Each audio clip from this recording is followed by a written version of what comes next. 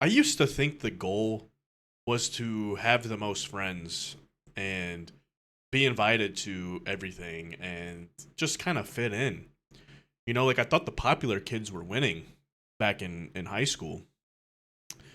And, once I got older and I've been away from high school for some years, I think there's a lot of people who, spent their entire teenage years, trying to just kind of fit in and really have no idea who they are now. Now that they're away from school and after graduation, whether it's you go to just high school or you move on to college, the social hierarchy tends to kind of disappear, after graduation. And you know, I think that's when a lot of people find that they are extremely lost and and then they have to kind of reflect and figure out kind of who they are because they spent so much time just kind of going with with what was trendy, and taking the easy route. And I surely was a victim of that, going through high school. Like a lot of the people that I associated with were kind of up to no good and did degenerate things, like drinking and smoking at a young age. And those were things that I thought, were cool back then. And I really wish that, um, I would have been a little bit like, the kids that sat alone at the lunch table, and maybe actually built something for myself back then. Because I started to realize that the kids that were alone and outcasted had something that I didn't.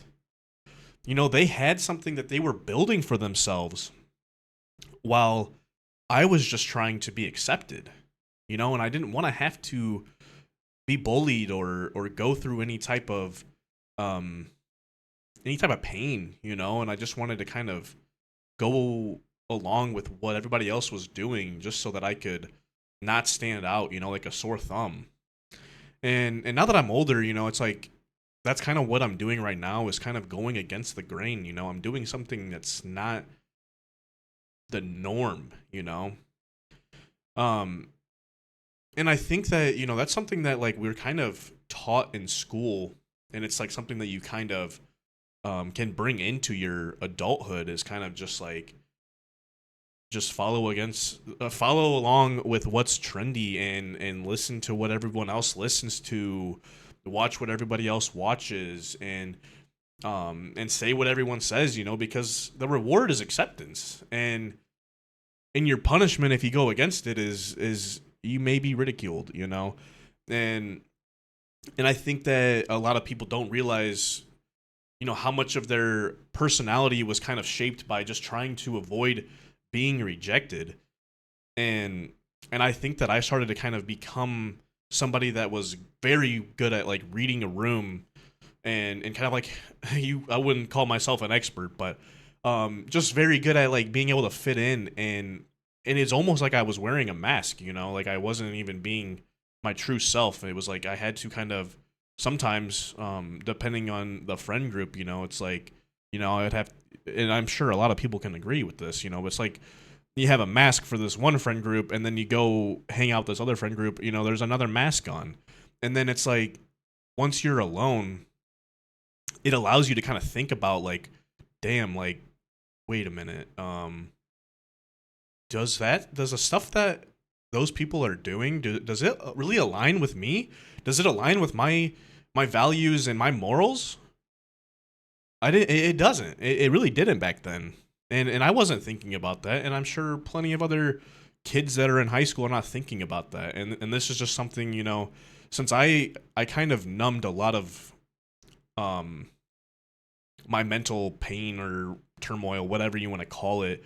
I kind of numbed it for a while, so now I'm kind of like thinking back on things because I felt like I was just on autopilot for so long, and life just was passing by. Like these past 4 years really flew by, and it's really opened my eyes to kind of really just stop procrastinating, stop making up every excuse in the book, and really just actually go out there and do the things that I want to do, because ultimately, if I don't do that, I mean, nothing in my life will ever change if I don't make the changes that are needed, you know? Like, if I just come home and watch TV every day and do absolutely nothing, then I'm going to amount to nothing because I'm doing nothing. You know, it's one of those things. But it's like when I was in school, you know, I was going along with what was trendy and then not really even creating an identity for myself.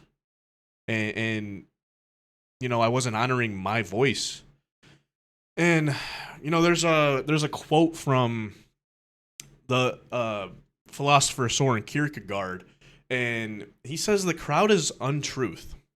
And it's not because, you know, the groups you're around are wrong. It's because it's incredibly easy to hide inside of the crowd and never develop your own convictions.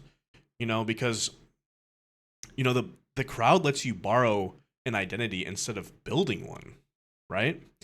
And and like I said, you know, they were building these kids that I'm envying, or these people that I'm envying. Um, you know, the kids that were obsessed with history, or they made music that nobody really was listening to, and the kids that were reading philosophy while everyone else was partying. And look at me now, I'm reading into philosophy. You know, it's like the things that we used to kind of make fun of are things that are becoming parts of our lives now. And that's why I feel like I really envy these people, because they kind of had like a huge head start, I feel like. Because as I'm kind of just maybe going against my morals and values, these people are staying true to themselves no matter what, if it caused them rejection, or um you know, they stuck out like a sore thumb, you know. And you know, I think that they were doing something just extremely valuable, because you know, now that I'm older, I start to realize that these are the people that I actually wish I would have been. You know, and I don't envy the bullying, and I don't envy the pain that they went through. Like, I by no means am okay with bullying or anything like that. And I'm not an advocate for that. So